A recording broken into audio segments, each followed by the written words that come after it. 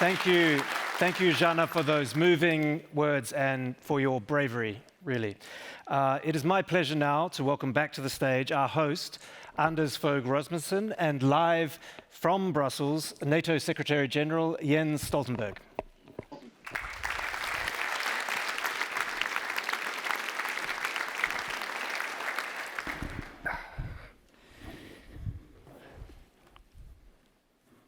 Secretary General Stoltenberg, Jens, a warm welcome to the Copenhagen Democracy Summit, the place where democratic forces assemble and dictators aren't welcome.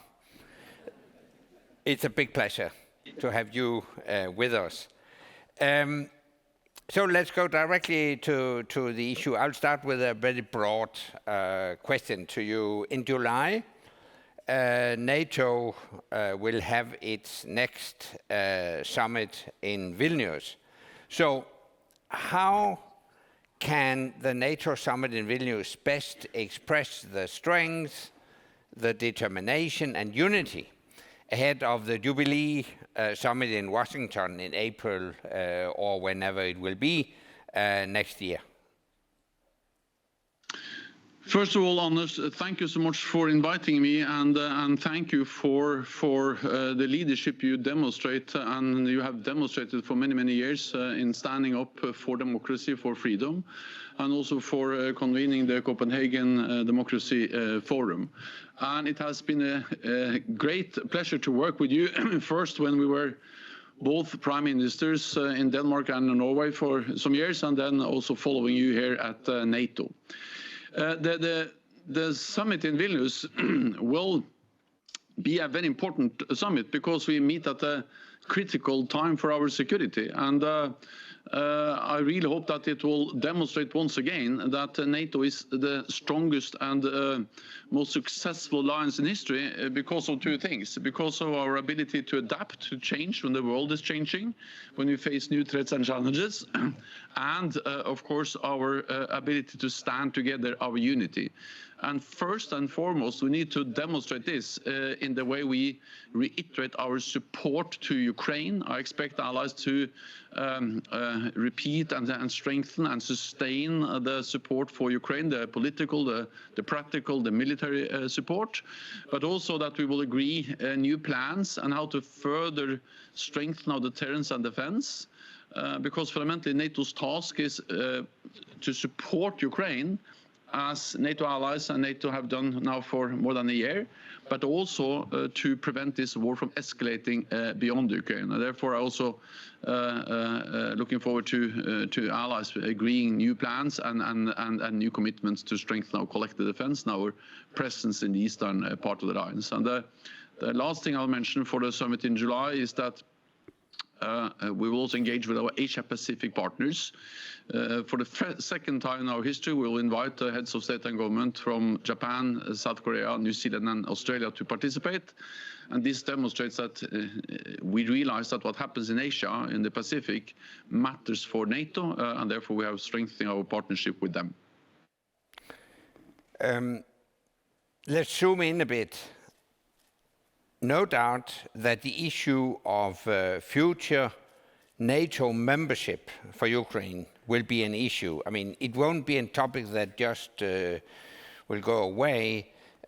Actually, during your recent visit to Kiev, you said yourself that the future of Ukraine is within NATO. I know there is a lot of discussion. So how do you intend to address the issue of Ukrainian membership of NATO?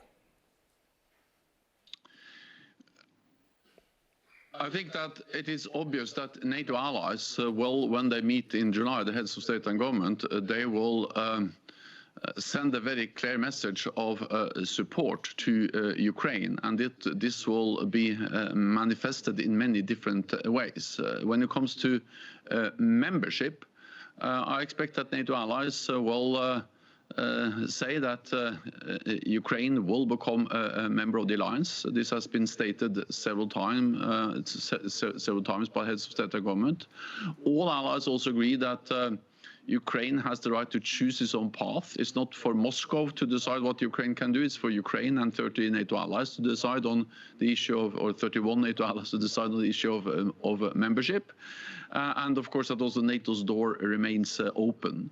I also expect that we will agree a multi-year program for Ukraine, where we will work on how to help Ukraine to transition from Soviet-era standards, doctrines, equipment to NATO standard doctrines and equipment, and to become fully interoperable with NATO. And of course, to do that also helps them to move towards NATO membership. And then I also strongly believe that all allies will state that, of course, the most urgent task now is to ensure that Ukraine prevails, that President Putin does not win this war, because it's only if Ukraine prevails as a sovereign, independent nation in Europe that there's any meaning in discussing when and how Ukraine can become a member of the alliance. Even in the best case, it will take some time to figure out on which conditions Ukraine could eventually join NATO. So the question is, until then, does Ukraine need security guarantees?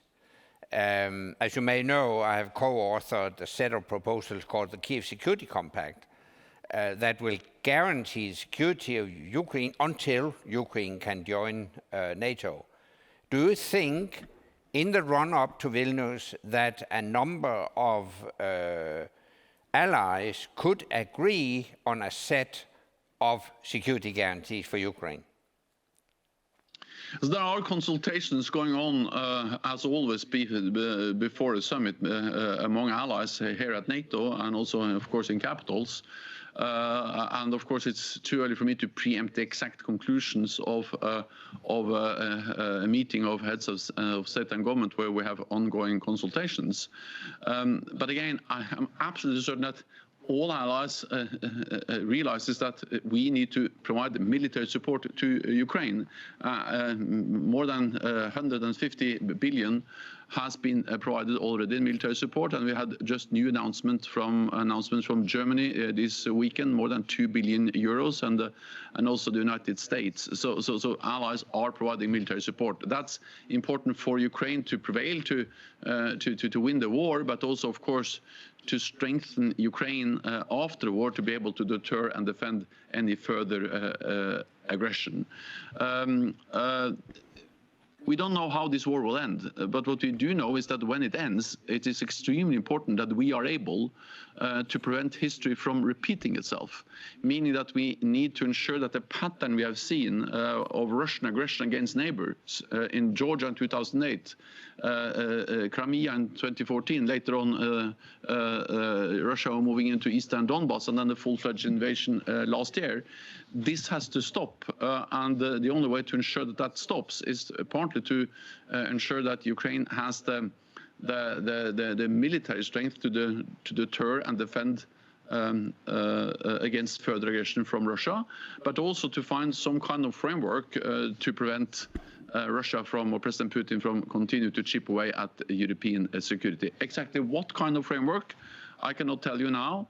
What I can say is that if NATO allies, and especially, of course, the big ones, starts to issue security guarantees bilaterally to Ukraine, we are very close to Article 5.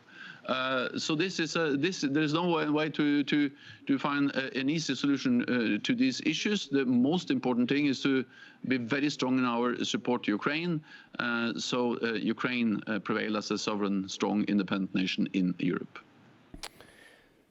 So let's discuss a bit the commitment by NATO allies to invest sufficiently in defense. As you know, in Wales, at the NATO summit in Wales back in 2014, we decided that within the next decade, all allies would live up to invest at least 2% of GDP in defense. When we read your latest annual report, we see that only 7 allies live up to that 2% target in 2022, that's very disappointing. So the question is, how would you address this issue in Vilnius? How would you press the allies to actually live up to their commitments from 2014?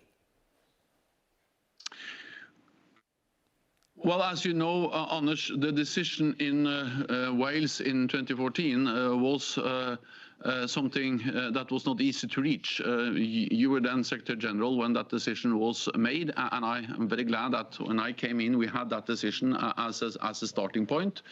But of course, it reflected that some allies were very eager to move fast to 2% and beyond, and other allies were very reluctant.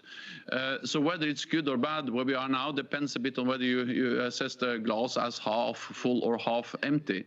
The reality is that since 2014, we have come a long way on defense spending, even though I would have very much appreciated NATO allies to have done even more.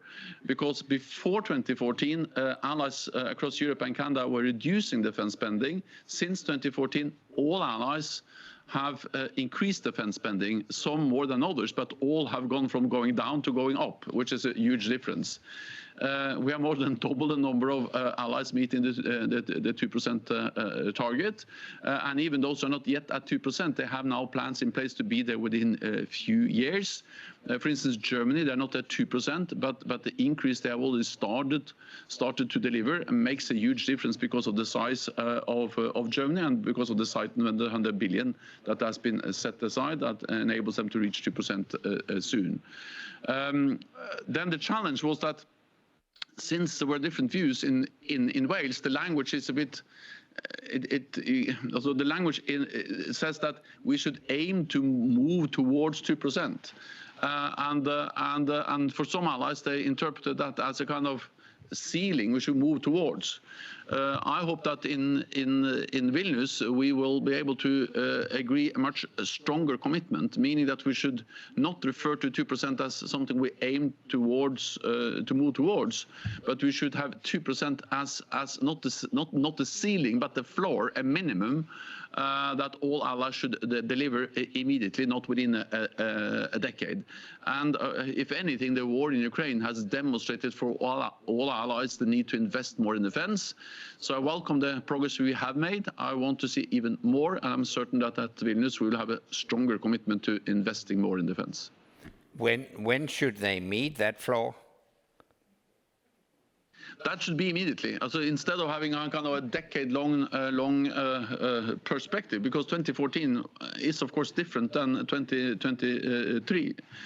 Things have changed. If any, as the allies realized in August 2014, when the Wales summit was held, that we lived in a more dangerous world. But it's even more obvious now with massive aggression by Russia against Ukraine. So again, it's not for me to decide. This text will be negotiated. I will put forward my proposals. I will push hard for allies to agree, something which is stronger, referring to 2% as a minimum, and where we don't have a decade long, but it should be something that should reach also as soon as possible, immediately, without waiting more than absolutely necessary. Do you think that 2030 is as soon as possible? Well, it will vary because some allies are, quite far away from 2%, and of course, there's no way to double defense spending in 1 year. But all other allies and more allies are now quite close to 2%, and of course, they could be there very soon. But the message should be that there's not yet another decade. You should all be at 2% as soon as possible. That should be the message from Vilnius. Okay. So let me turn a bit to the broader world. In the new strategic concept, NATO addresses the challenges from China. And among other things, you write in the new strategic concept, we will stand up for our shared values and the rules-based international order, including freedom of navigation. So, what does this mean in practice? Could you imagine a NATO engagement in keeping the South China Sea or the Taiwan Strait open for international shipping? Well, NATO allies are present also in the South China Sea. I mean, they sail there with merchant ships, and of course they also sail there with military or naval ships. NATO will remain a regional alliance, North America and Europe. But what was clearly stated for the first time in the strategic concept we agreed in Madrid last year was that China matters for our security, and China poses a challenge to our interests, our values, and to our security. And that's also one of the reasons why we are now working even more closely with our Asia-Pacific partners, and also why we have so clearly communicated that status quo in and around Taiwan should not be changed by force, and China's threatening rhetoric and behavior against Taiwan is unjustified, and any differences and disputes around Taiwan should be resolved by peaceful means. Okay. My last summit as Secretary General was the Wales Summit in 2014. I don't know if the Vilnius Summit will be your last summit as Secretary General. I know that you have indicated a desire to leave NATO, and I also know that it's very much restricted what you're able to say about this issue. But maybe I could ask you, which qualifications do you think that your successor should possess? As I have had the privilege of serving as Secretary General of NATO for almost 9 years now, and I'm totally focused on that task until my tenure ends in October. It's important for me to not be part of the discussion about who will come after me, my successor. So anything I say about that, qualifications or whatever it is, will just be interpreted as I'm going into discussion I should not be part of. I'm absolutely confident that this alliance of close to 1 billion people, many nations, 31 nations, will absolutely able to find a great successor following after me. May I ask you,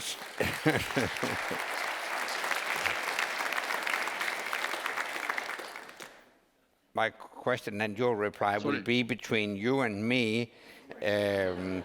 If allies ask you to stay on, are you ready to continue and celebrate the 75th anniversary summit in DC next year? Well, I have made it clear that I have no other plans than to leave this fall. I've already been almost twice as long as originally planned, and that's what I have to say about that. Yeah. Okay. I would like to thank you very much, Jens. You are the head of the strongest organization of Earth to defend freedom and democracy. So thank you very much for joining us today. I wish you all the best in the run-up to Vilnius and whatever might happen after that. Thank you. Thank you very much, Anders. Great honor to be with you.